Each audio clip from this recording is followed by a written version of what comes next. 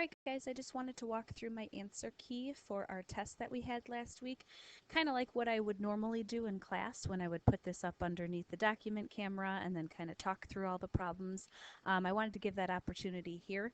Again, keep in mind that quadratics is a really important unit for algebra. It's something that geometry next year will expect you to know, and it's definitely something that when you get to Algebra 2, they will expect you to already know. So if you struggled with this, make sure you go back. We'll continue to kind of go back, hopefully this end of this year, and kind of go back and review some of this, but it is a topic that you do need to know. So let's go through some of the questions on here. So number one, again, a couple of the things I was looking for. I was definitely looking for your work by factoring. Now, could you reasonably solve this by other methods? Yes, of course you could. But again, I was looking that you knew how to factor this and you knew how to do that specific method. So you have to make sure it's equal to 0. Factor it carefully. A lot of you did the factoring part correct, but when you set it equal to 0, I had a number of people answer B on this one. Again, once you set it equal to 0, it's not just the opposite of those two numbers right here. You want to find out what makes each of those factors equal to 0. So subtract the 1, divide by 2. We get x is negative 1/2. Here we add the 6, and again we get the x equals 6. So be really, really careful on that. When you have that coefficient in front of the x, you're going to have a fraction answer as a part of your solution. Number 2 was really, I would say, pretty good. We add the 4, divide by 3. You have to get the x squared by itself. I had a few people answering A, kind of just totally forgetting about the number 3 in front. But when we take the square root, we simplify it, and we get 25 times 2 underneath the radical, which then simplifies to 5 root 2. Don't forget the plus or minus.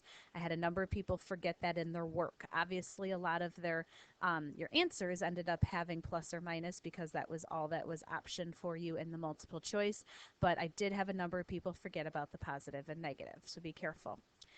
Number 3, completing the square, when I looked through the work on this, was actually pretty decent.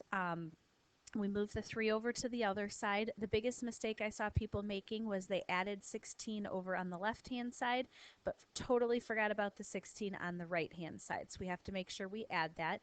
Now we can take the square root of both sides. Don't forget that's plus or minus right here.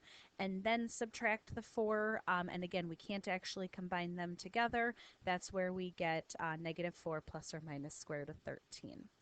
Number 4, this one was quadratic formula. Again, looking specifically for that. Technically speaking, you could have factored this one, but I wanted to see your quadratic formula, and most people did that. The biggest mistake I saw was right underneath the radical. I tried to warn you about that a little bit in the notes.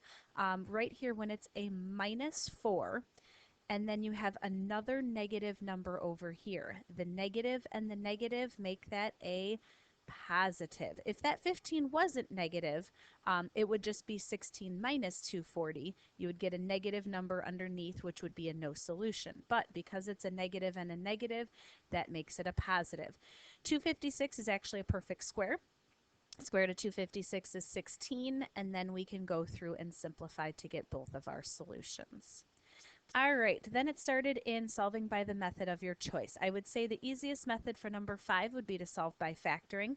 Subtract the 20x from both sides. You cannot just start dividing. Technically speaking, you could divide by a common factor of 4, but you cannot divide by a common factor of x. Be really careful. You can't divide an x out of there because that gives you the solution of x equals 0. So I just set it equal to 0, factored the GCF of 4x. You could have done quadratic formula.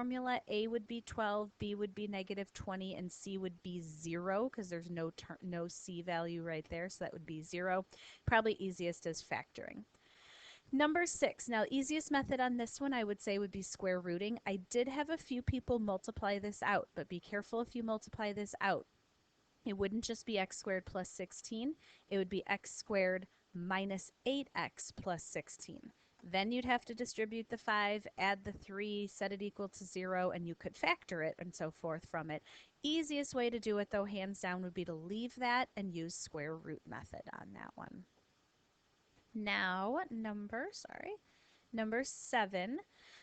Again, you could have tried to pick a couple different methods here. You could have done completing the square on this one as well. I would say it's not as easy as quadratic formula when you have the coefficient in front of x squared.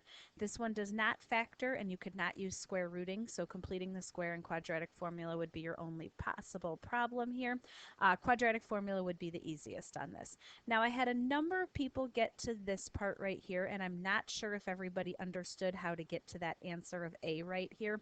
You cannot cancel out these 4's here. I know it's tempting to, but the square root of 40 is also being divided by 4, so you can't just cross those off on that. So the answer is not B. Instead, you have to simplify the square root of 40 first. That reduces or simplifies to 2 root 10. Now, if the 4, the 2, and the 4 all have a common factor, that's the only time you can reduce it. So this number, and this number. If that has a common factor, then you can reduce it. Divide all of those by 2, and that's how we got that answer of A. Number 8, I had a few people not really showing any work. Again, part of the answers or part of the points on this was showing work. So I was looking that you had maybe a rectangle drawn or that you had something over here. Again, I had a few people maybe doing perimeter on this or trying to add them, but since it's area length times the width here, and then we want to set it equal to 0. Not a whole lot of work involved in it, but I was looking for something there. Now, number 9, yikes. Okay, I think some of you somehow conveniently got the right answer with no work, and some of you just gave up. Again, I will tell you this was an open note test essentially here. So you could have gone back and looked at some of your notes and your homework, and you had problems like this. Some of you were trying to do area on here. Did it say anything about area in this problem? No. So instead, we have 3 sides of the triangle. We have 2 legs and the hypotenuse. We know Pythagorean theorem. Legs squared plus legs squared equals our hypotenuse squared. So we can square all of those and then set it equal to 0. I didn't ask you to go through and solve it. You just had to get that quadratic equation in standard form there. Number 10, same thing. Again, you guys, I was looking for work. It specifically said show your equation and your work for your answer. So when you think about it, she's adding a certain amount just to the length and the width. So our new length here and our new width, so the new, I guess, width would be x plus 7 and our new length would be x plus 11. So now we can multiply those and we get x squared plus 18x plus 77 is 192. I don't know why my answer key isn't finished here. Let me finish that on this one. Here, hold on. All right, so I filled in my answers here. For some reason, it just got cut off on that. So we subtract the 192. Now this does factor. You also could have used quadratic formula. We get positive 5 and negative 23. We can't add negative 23 onto a side, so I crossed that one off. That's why we know our answer is, I didn't even circle it here, our answer is A. So let me know if there's any kind of questions on this. Please feel free to email me or we can schedule a meet or something for next week. Okay, thanks guys.